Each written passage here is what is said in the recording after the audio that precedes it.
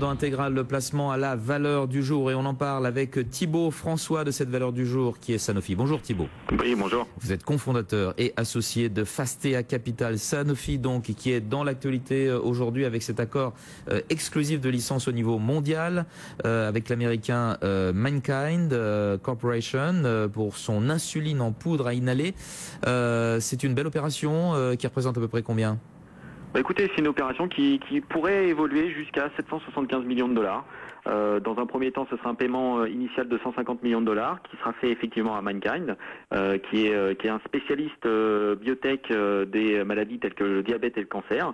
Donc on va dire un pure player sur ce segment-là. Ils sont cotés au Nasdaq, ils font 3,1 milliards de dollars de capi. Ils ont l'habitude de ce genre de deal. Donc c'est plutôt une bonne opération qu'il va falloir creuser un petit peu, sachant que le marché du diabète est quand même extrêmement important. C'est un marché estimé autour de 40 milliards de dollars au niveau mondial. C'est un marché où l'ensemble du secteur a des jus. Donc effectivement, Sanofi fait un deal qui est plutôt intéressant, sur lequel il va falloir se pencher dans les prochaines semaines. Et Sanofi, dans ce registre-là, en particulier, donc l'insuline, par rapport à ses grands concurrents, il est en avance ou il a un petit retard à combler? La raison pour laquelle il a fait cette opération, peut-être? Écoutez, non, sur le diabète, ils sont plutôt bien positionnés. Pour asseoir sa domination, donc. C'est exactement ça. C'est-à-dire qu'ils sont plutôt bien positionnés. Ils ont une grosse croissance sur le diabète. L'ensemble du secteur est d'ailleurs très actif sur le diabète. On sait que ça fait partie des deux maladies sur lesquelles le marché veut être présent dans les prochaines années, le diabète et toute forme de cancer. Donc ça, ce sont vraiment des maladies extrêmement importantes pour le secteur. Donc diabète, Sanofi est plutôt bien positionné. Aujourd'hui, c'est un nouveau produit qui arrive sur le marché, un produit un petit peu révolutionnaire. C'est un produit, c'est une insuline à poudre, à inhaler, d'action rapide. Donc c'est vraiment nouveau sur le marché. Ça pourrait être beaucoup moins contraignant pour les porteurs de diabète.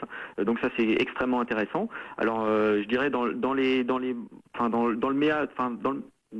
peut-être mauvaises nouvelles à attendre, c'est que Pfizer a déjà essayé de lancer ce genre de produit en 2006. C'était le produit s'appelait Exubera. Ça s'était soldé par un fiasco à cause des risques de cancer de poumon qui s'étaient accrus. Donc c'est un produit révolutionnaire, par contre qui n'a pas encore fait entièrement ses preuves. Ça sera lancé début 2015, normalement sur le premier trimestre. Donc c'est vrai que potentiellement c'est extrêmement intéressant, mais attention, il peut y avoir des risques accrus de certains cancers, donc prudence. Alors Thibaut François, parlons un petit peu des fondamentaux de Sanofi qui, comme les autres grandes valeurs françaises, publiaient ses semestriels ces derniers jours. La période de publication a été très agitée, sauf pour certaines valeurs, dont Sanofi, qui ont fait état de bons chiffres. On peut peut-être les rappeler, et puis les perspectives surtout, c'est ce que regardait le marché. Oui, effectivement, les publications cette année, c'est assez impressionnant. On a du très très mauvais et on a du très très bon. Le groupe français Sanofi a fait une bonne publication. En tout cas, les résultats semestriels sont ressortis extrêmement rassurants. Ils avaient annoncé quelques déceptions depuis 9 mois, depuis 12 mois. Et cette publication marque une vraie inflexion sur Sanofi.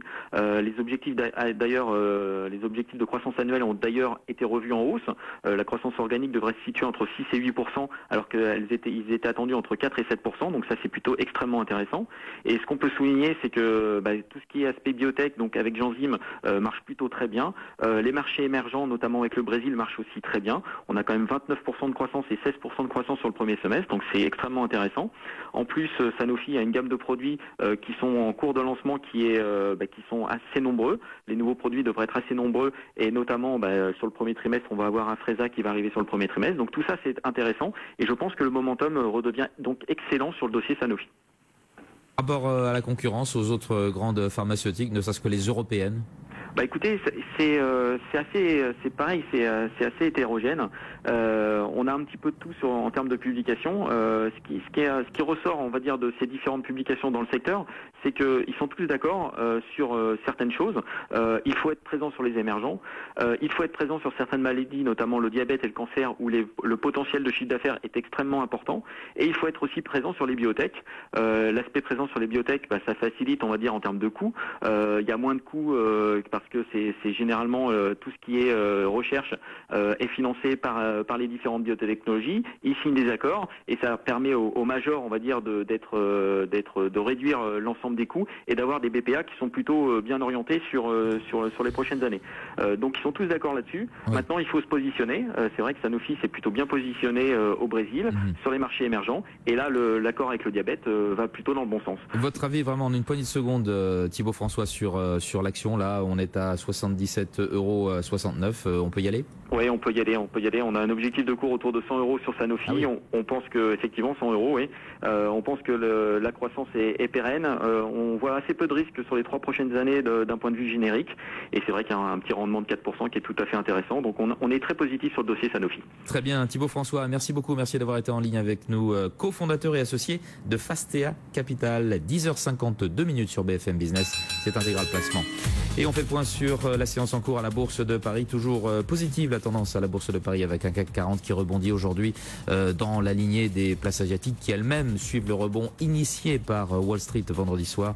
Plus 0,86% pour le CAC 40, 4183. On fait passer un petit peu au second plan toutes ces craintes géopolitiques. Et puis tout simplement, on a besoin de souffler après une semaine dernière très difficile. On ne faisait pas grand-chose vendredi, mais jeudi, on avait pas mal baissé sur la côte parisienne ainsi que sur les autres indices européens. Valeo plus 2,62%, Alcatel Alstom plus Alcatel Lucent plus 2,41%, Veolia Environnement, là c'est le palmarès des plus fortes hausses du CAC 40 plus 2,31%, et puis la plus forte baisse, en fait il y en a une, c'est EDF moins 0,55% suite à la suspension de ces 4 réacteurs nucléaires en Grande-Bretagne. L'euro-dollar 1,3388, il se replie de 0,16%. 10h, 12h30, Intégral Placement. 100% placement, 100% BFM Business. Et à 10h53, on fait un point sur les devises, justement. Je vous parlais de l'euro-dollar en repli, en petit repli. Alexandre Baradez est en duplex avec nous pour en parler. Bonjour Alexandre. Bonjour. Vous êtes chef de la stratégie de marché chez IG. L'euro-dollar, on parlera aussi du dollar yen. On est dans une